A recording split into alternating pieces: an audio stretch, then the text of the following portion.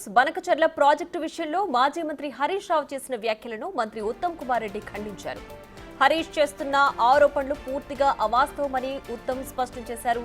నదీ జలాల విషయంలో బీఆర్ఎస్ హయాంలో అన్యాయం జరిగిందని, తాము అధికారంలోకి వచ్చిన తర్వాత నష్టాలను తగ్గించే ప్రయత్నం చేస్తున్నామని ఉత్తమ్ కుమార్ రెడ్డి క్లారిటీ ఇచ్చారు.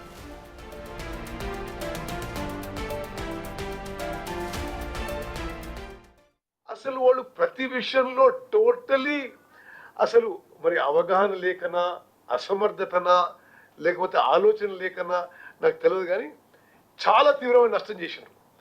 మేము వచ్చినాక ఆ నష్టంలో కొంత పూర్తి చేయడానికి ప్రయత్నంలో కూడా వాళ్ళు తట్టుకోలేకనో ఓర్వలేకనో మరి లేదా పవర్ పోయిందని ఇంకా కోలుకోక ఏదో అడుగులో మాట్లాడుతున్నారు.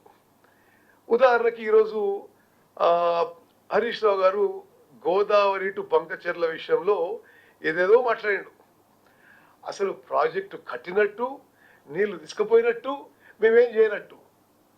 అసలు ఇంకా ఆ ప్రాజెక్టు అంటే అది ఎవరు ఒక వర్డ్ అన్నాడు, అలా 200 TMCలను ఏపీ తరలించుకుపోతుంటే మీరు మౌనంగా ఎందుకున్నారని. అసలు 200 TMCలు కాదు, 1 TMC కాదు, ఒక చుక్క నీళ్లు ఈ ప్రాజెక్టులో ఎవరు ఎక్కడికి తీసుకుపోలే.